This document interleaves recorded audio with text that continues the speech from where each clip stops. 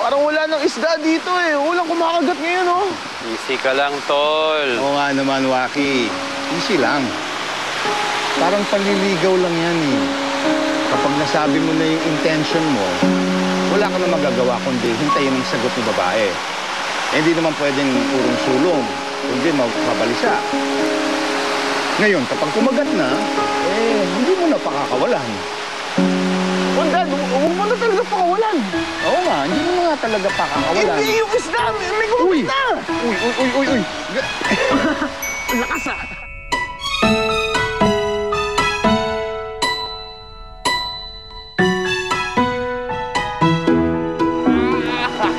Good job! One down!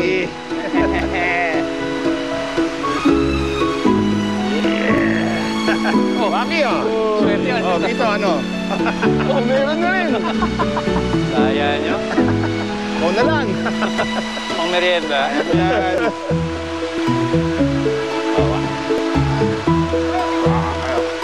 Oh. Ito, ano nyo? May nahuli ka na, bro? Eat. Ayos, ah.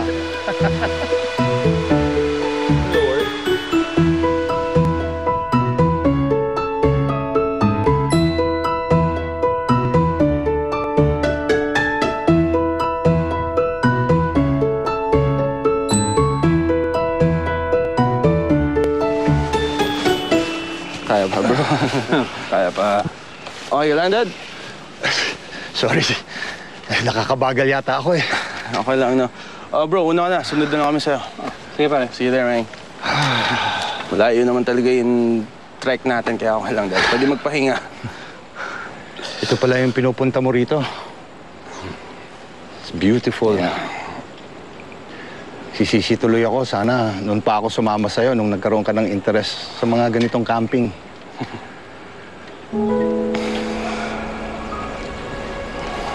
But you really can't appreciate a place like this if you come here with someone you hate.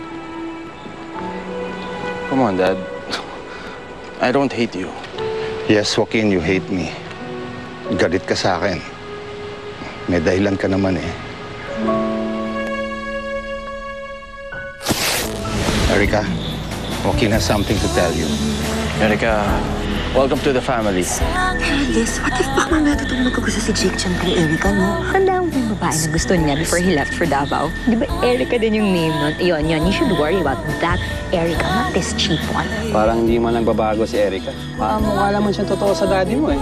Kung masama siyang babae, di sana wala siyang pakialam sa relasyon niya ni Tito Jaime, di ba?